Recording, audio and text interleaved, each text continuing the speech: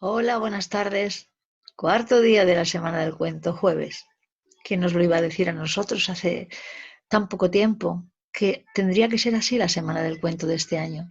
Que en vez de estar en el precioso espacio de San Nicolás, en el Teatro de San Nicolás, esa iglesia románica, con las velitas que nos gustan tanto, con todos allí juntitos, tendríamos que hablarles a través de esta pantalla. Pero bueno, la verdad es que ya nos vamos acostumbrando, porque sí que noto ahí a la gente detrás. Vemos que hay gente que nos sigue y eso ya nos pone muy contentas y le da sentido a esto que hacemos. ¿Sabéis lo que un día estaba haciendo Nasrudin? Pues estaba alrededor de su casa echando miguitas de pan. Cuando pasó un vecino y le dice, anda Nasrudin, ¿pero qué estás haciendo? Dice, ¿por qué haces eso? Dice Nasrudin, ya ves, para espantar a los tigres. Dice el vecino, pero si aquí no hay tigres. Dice Nasrudin, pues claro, ¿no ves que funciona?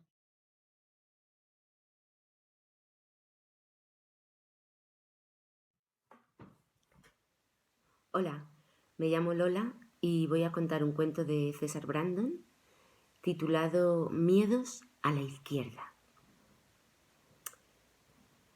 Uno no quería contar con nadie y no entendía por qué era impar si antes de él había alguien. Uno no quería contar con nadie, pero uno sabía que después de él venía el infinito y eso a uno le daba pavor. Así que muerto de miedo, se fijó en cero. Y cuando vio a cero, pensó que era el número más bonito que jamás había visto. Uno creyó que aquello era amor verdadero y que en cero había encontrado a su par. Uno intuyó que ya nunca más podría vivir sin cero, así que decidió ser sincero con cero y decirle que aunque era un cero a la izquierda, era el cero que le daba valor y sentido a su vida. Eso de ser el primero ya no le iba y le dio a cero una gran bienvenida. Juntos eran pura alegría, se completaban. Uno tenía cero tolerancia al alcohol, pero con cero podía tomarse una cerveza cero en su aniversario, aunque para ello tuvieran que inventar una fecha cero en el calendario. Cero era algo cerrada y le costaba representar textos, pero con uno formaba el código binario perfecto. Eran los dígitos más famosos del barrio y procesaban su amor a diario. Pero uno no sabe lo que tiene hasta que lo pierde. Y cuando uno se fue dando cuenta, cero ya contaba de la mano con menos uno, que aunque algo negativo, la trataba como a una reina. Cero estaba encantado con menos uno porque era un número original. Ella tenía un pequeño hueco y él un guión con los que poder jugar. A Cero le gustaba que menos uno no fuera uno más, que no fuera ordinal, que fuera justamente competitivo para cuando jugaran al uno menos uno no la dejase ganar. Cero pensó que esta vez sí que la trataban como a un número de verdad. Y menos uno, bueno, nunca ponía peros, ni pretendía darle valor a cero poniendo comas entre ellos. A menos uno le apasionaba estar bajo cero. Así que uno fue quedándose solo una vez más, separado como una unidad. Sin cero, su vida se consumía como una vela, el tiempo en él hacía mella, hasta que empezó a contar pero sin cero. Se olvidó de los besos de cero, del sexo con cero, de los te quiero de cero. Uno se olvidó de ella y le dijo adiós. Uno se olvidó de cero y hasta del amor. Entonces empezó a contar hacia donde más miedo le daba, hasta el infinito. O quizás fue hasta 2.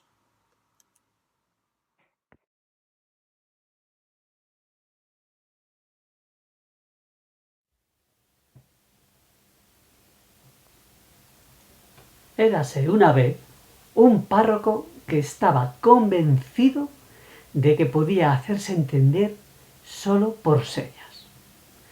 El obispo lo dudaba, pero le pidió que viniera acompañado de un feligrés para hacer una prueba.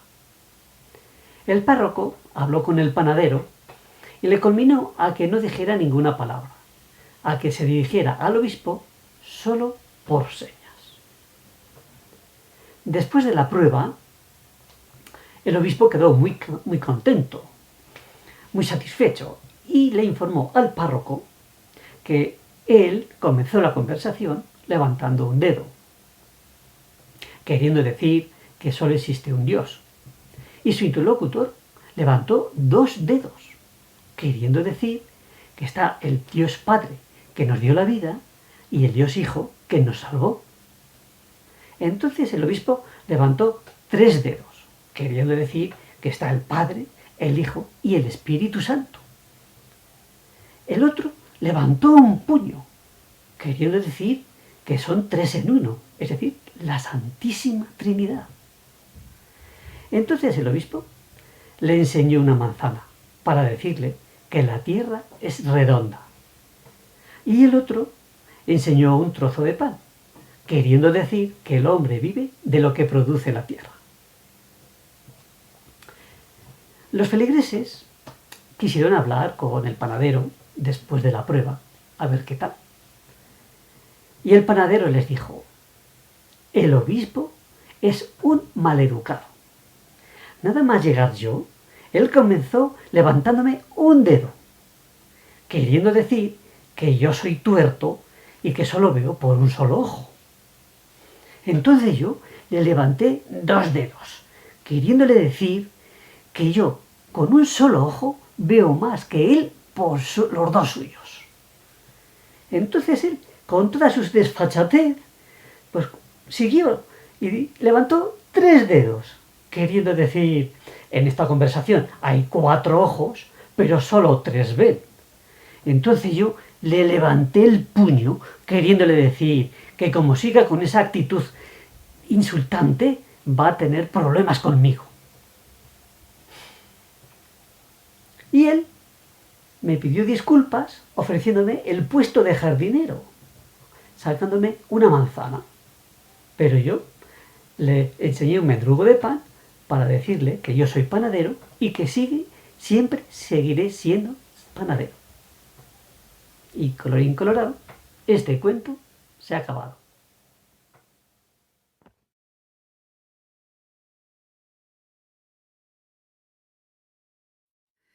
Hola, mi nombre es Concha y os voy a contar una historia de Jan Pienkowski, Hora de cenar.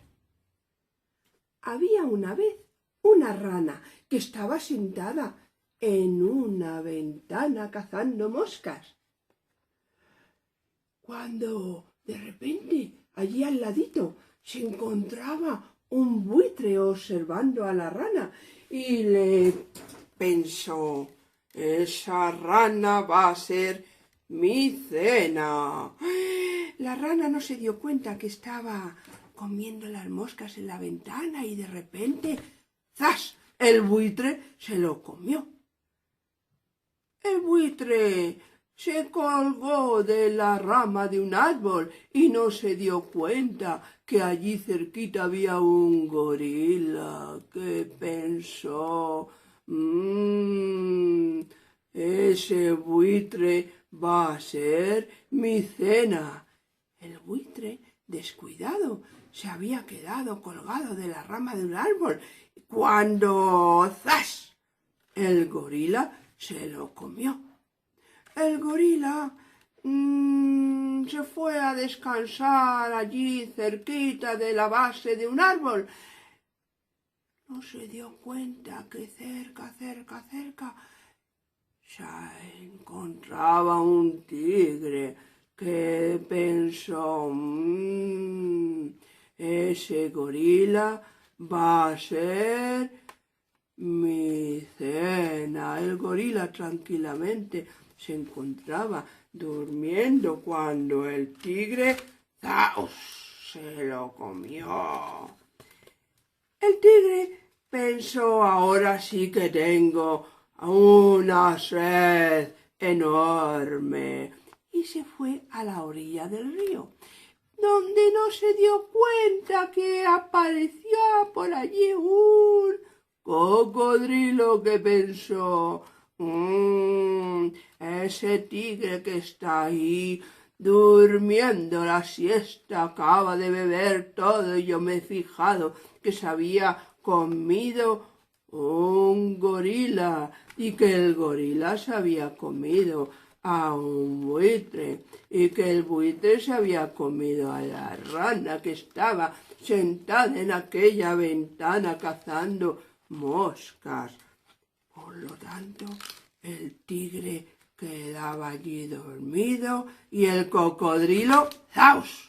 Se lo zampó. El cocodrilo dijo, ay, yo aquí solito he hecho lágrimas de cocodrilo, y se quedó dormido en el río Nilo.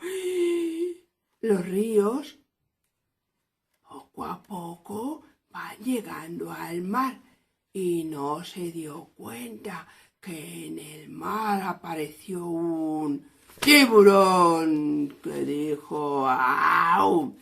A ese cocodrilo me lo zampo yo. Y el cocodrilo se llenó su panza habiendo comido un tiburón, se le comió al cocodrilo y se había comido al tigre, que se había comido al gorila, que se había comido al buitre, que se había comido a la rana que estaba sentada en aquella ventana cazando moscas. Y colorín colorado, la historia de Jan Pienkowski, Hora de cenar, se ha terminado. Gracias.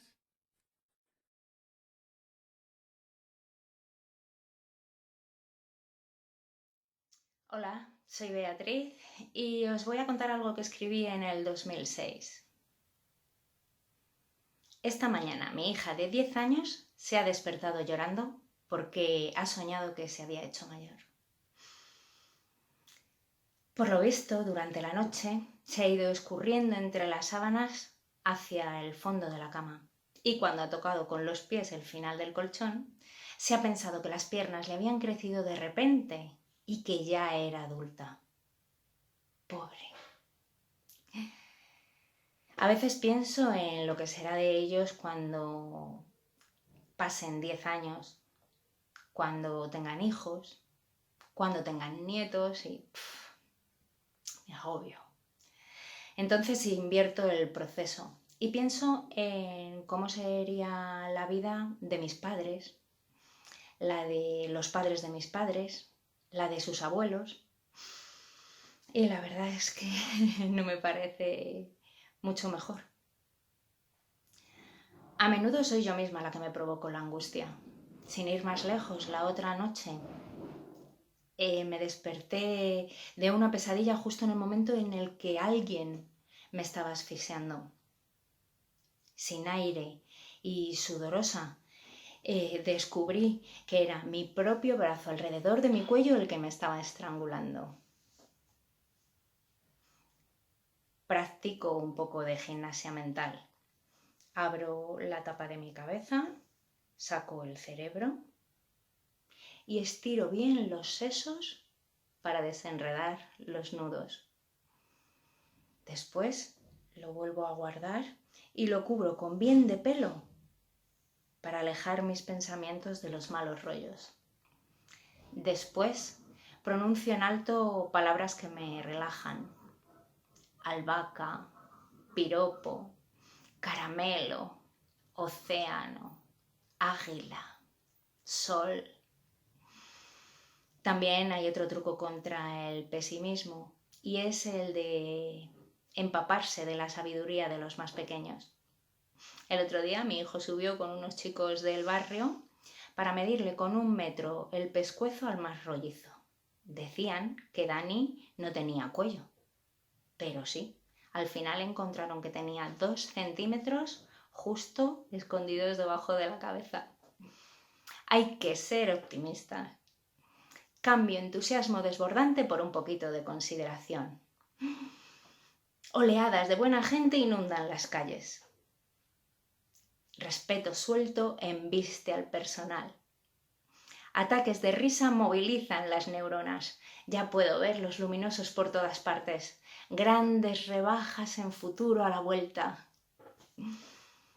Hay días terribles en los que al llegar la noche todo se arregla porque abres la puerta del frigorífico y encuentras que quedan restos de la comida para cenar, aunque sean restos de pollo. Hay tardes maravillosas en las que estás esperando en el semáforo en rojo y ves pasar a los peatones al ritmo de la música que llevas en el coche. Y si me apuras, si miras por el retrovisor, puedes ver que el conductor de detrás está tarareando esa misma canción. Hay un instante mágico cada día. Mientras preparo el bocadillo para el cole de mi hija, en el que puedo verla en el recreo arrancando hambrienta ese envoltorio. Solo tengo que cerrar los ojos para ver a mis 2 hijos cuando eran pequeñitos, durmiendo la siesta en la misma cama, envueltos en una sábana de colores como si fueran un regalo para mí. A lo mejor es cuestión de seguir practicando.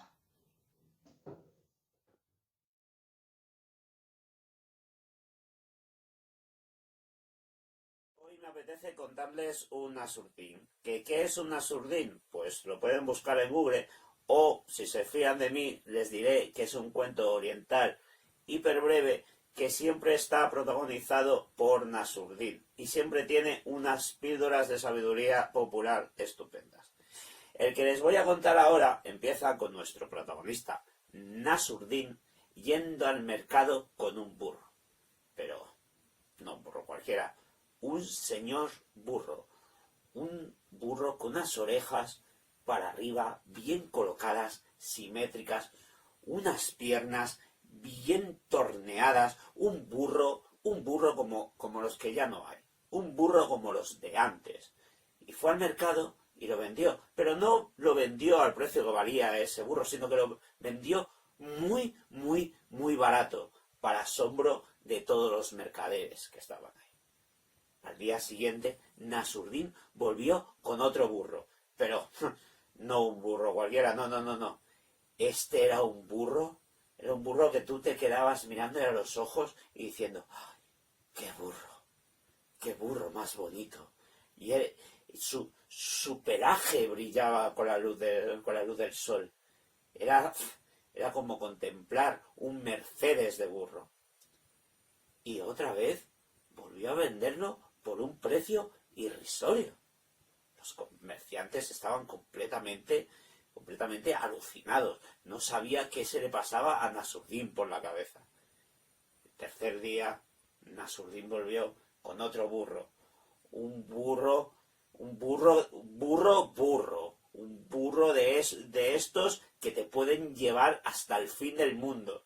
Un burro que da gusto verle. Un burro cuyos ojos tienen inteligencia.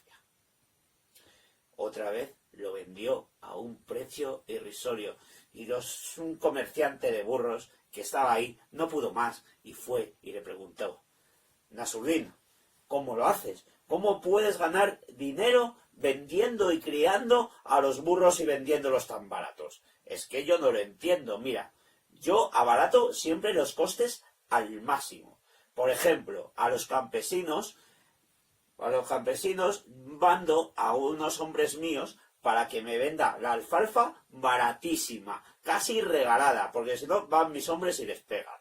Y también tengo a esclavos que están siempre cuidándome los burros. Es decir, abarato los costes muchísimo. Y tú Tú vas y tiras los precios. ¿Cómo lo haces, Nasurdin? Muy sencillo, dijo Nasurdin. Verás, mientras tú robas la comida y la mano de obra, yo te robo los burros a ti.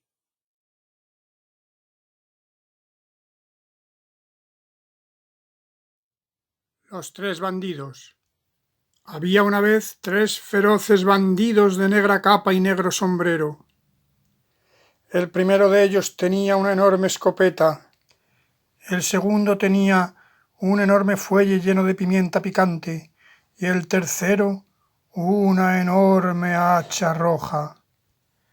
Cuando se hacía de noche, se ponían al acecho cerca del camino. Eran tan terribles que la gente les tenía mucho miedo.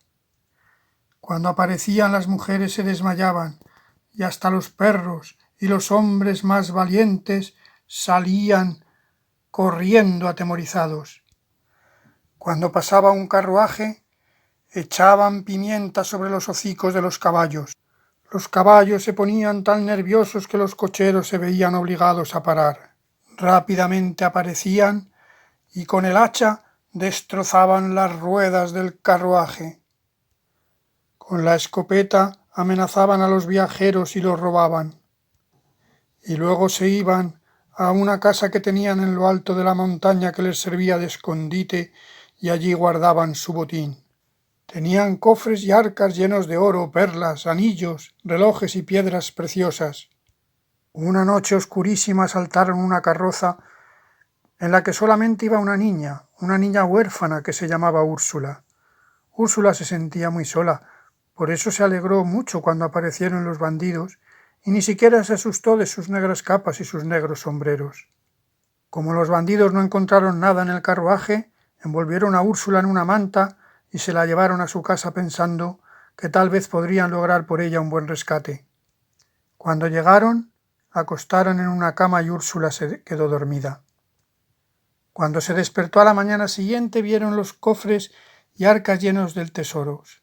¿Pero qué vais a hacer con todo esto?, preguntó Úrsula a los bandidos. Estos se miraron extrañados porque realmente nunca habían reflexionado sobre lo que harían con tantas riquezas, pero a partir de aquel día lo fueron pensando con frecuencia. Úrsula era tan buena y cariñosa que al final los bandidos la querían muchísimo. Sobre todo, les daba mucha pena al saber que no tenía familia. Tanto se encariñaron con ella que para que no estuviera sola, salieron a buscar a otros niños abandonados para poder cuidar de ellos. Compraron un castillo precioso. Habían decidido que allí podrían vivir todos los niños abandonados. Todos los niños llevaban el mismo gorro y la misma capa que los bandidos, solo que en color rojo. La verdad es que allí vivían felices, muy felices. Pronto se extendió por todas partes la noticia del castillo en el que recogían niños huérfanos, y todos los días aparecía alguno en la puerta. Cada día que pasaba los bandidos se habían hecho mejores personas. Poco a poco había surgido una pequeña ciudad. Todos sus habitantes llevaban capas y gorros rojos, y edificaron una muralla con 3 imponentes torres, una para cada bandido. Pero los bandidos ya nunca más volvieron a robar ni a asustar a nadie con su escopeta, ni con su fuelle lleno de pimienta, ni con su enorme hacha roja.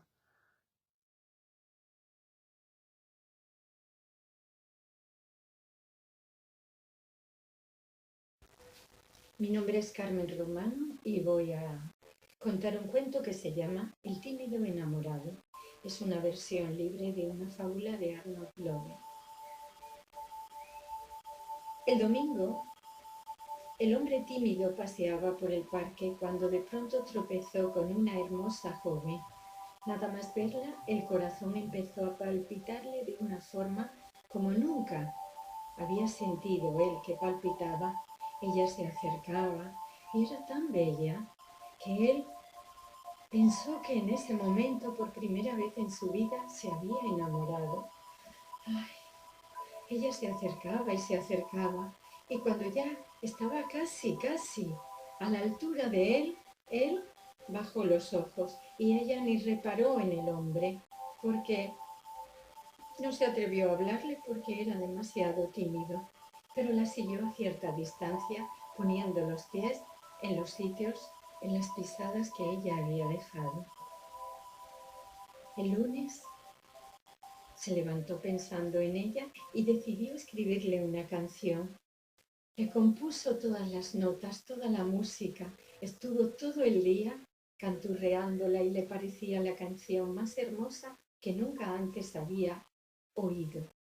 Pensó que sería bonito ir hasta la puerta y cantarle una serenata, pero era demasiado tímido, así que la guardó para otro momento.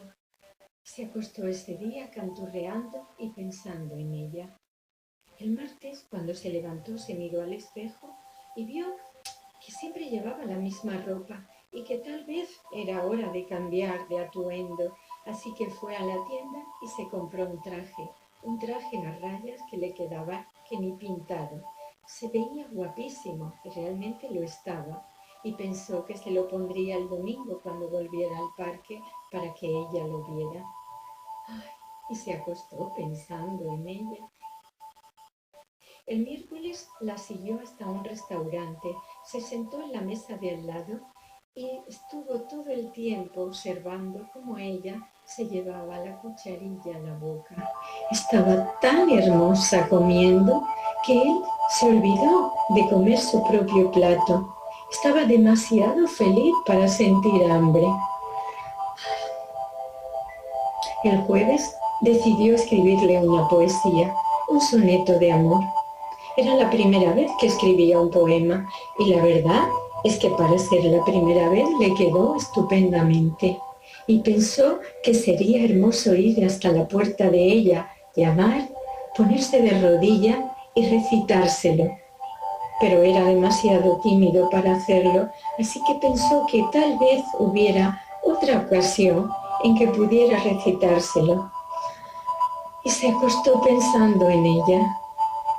El viernes soñó que estaba con ella en un suntuoso salón de baile.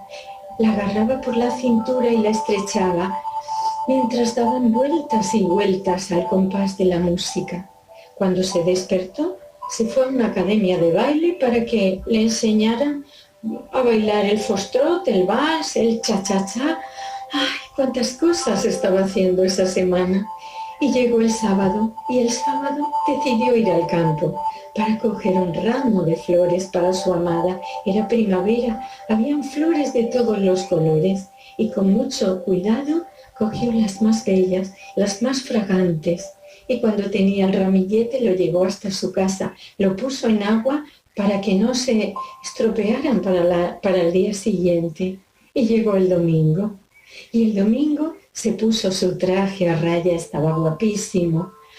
Metió la poesía en el bolsillo por si acaso y cogió el ramo de flores. Se fue hasta el parque, se quedó en la esquina donde estaba la semana anterior y puso el ramo de flores en la espalda para que fuera una sorpresa cuando ella pasara. Y efectivamente, allí a lo lejos estaba su dama paseando y venía por el sendero, se acercaba a él. El corazón parece que se le estaba saliendo del sitio, de cómo le palpitaba. ¡Ay! Estaba a punto ya de acercarse ella, casi la tenía encima y le iba a hablar, cuando de pronto la tenía delante. Él bajó los ojos y ella pasó sin reparar en el muchacho. Ay, y una voz dentro de él, como un pepito de grillo, le dice: pero hombre, la tenías cerca, ¿por qué no le has hablado? ¿Por qué no le has dado el ramo de flores? Porque soy demasiado tímido para el amor. Tal vez en otro momento, pero esta semana ha sido muy provechosa para mí. He escrito una canción, he compuesto una poesía y me he comprado un traje nuevo. Y he bailado, he aprendido a bailar el vals. Decididamente ha sido una semana muy provechosa. Ay.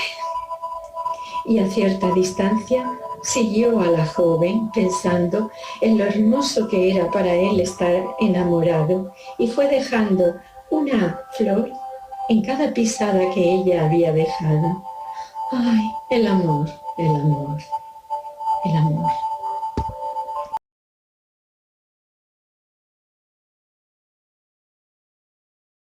Hola, soy Mercedes y os voy a contar la historia de las tres muñecas o la hija del cuentacuentos. Había una vez, porque estas cosas solo pasan una vez, un colegio. En ese colegio una clase. Y en esa clase había un maestro que era muy bueno. Sus alumnos estaban encantadísimos con él y contentos de tenerlo de profesor. Un día él les dijo: «Atención, mañana va a ser el día de las adivinanzas.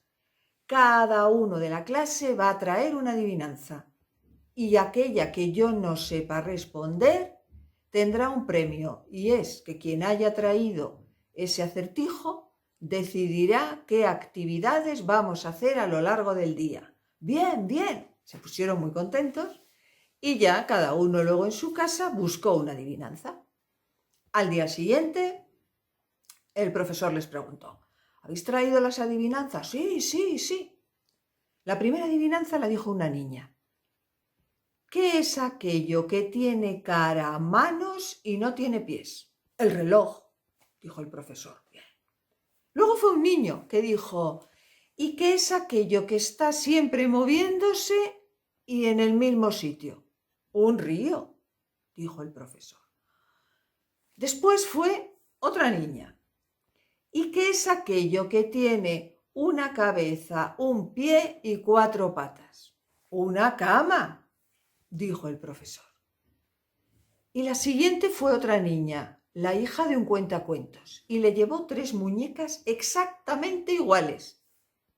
Y le dijo: «¿Cuál es la diferencia entre estas 3 muñecas?»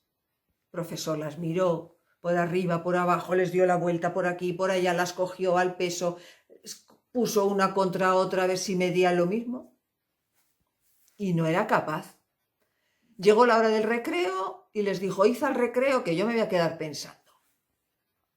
Pensó y no había manera. Entonces llamó a la chica más inteligente de todo el colegio y le enseñó las 3 muñecas y a ver qué diferencia había. Esta chica las midió, las pesó y al final le dijo: «Pues yo creo que son iguales». Entonces llamó al alumno más distraído de todo el colegio, ese que siempre estaba pensando, imaginando cosas, y le enseñó las 3 muñecas. Las miró y dijo: «Esta es diferente porque es un avión», y empezó. Y nada, le dio las gracias y se fue. Cuando volvieron del recreo, el profesor le dijo a la hija del cuentacuentos: «Pues no lo sé, así que dinos la respuesta». Entonces la niña se levantó, cogió una muñeca y le dijo: «Necesito un pelo de la barba». Él le dio un pelo de la barba, la niña lo metió por la oreja de la muñeca y se quedó dentro. Y dijo: «Esta es la muñeca sabia, porque lo que recibe por los oídos se lo guarda dentro». Cogió la segunda muñeca, le volvió a pedir un pelo, lo metió por el oído derecho y le salió por el izquierdo. Y dijo: «Esta es la muñeca tonta, que oye las cosas, le entran por un oído y le salen por el otro». Y cogió la tercera muñeca y le volvió a pedir un pelo de la barba. Y lo metió por la oreja, pero salió por la boca completamente rizado y enroscado. Y dice: «Esta es la muñeca cuentacuentos, que escucha cosas y luego las cuenta». Y entonces le dijo el profesor: sí, pero yo aquí veo otro acertijo, porque el pelo que ha entrado por la oreja era liso y ahora ha salido por la boca completamente rizado y retorcido. ¿Qué me dices a eso? ¿Qué me dices? Y entonces la niña le dijo: es que ningún cuentacuentos que se precie escucha las historias tal y como se las han contado, las hace suyas. Y como me lo contaron, así os lo he relatado». Bueno, pues con esta historia última que acabáis de escuchar, nos despedimos hasta el próximo día. Cuidaos mucho.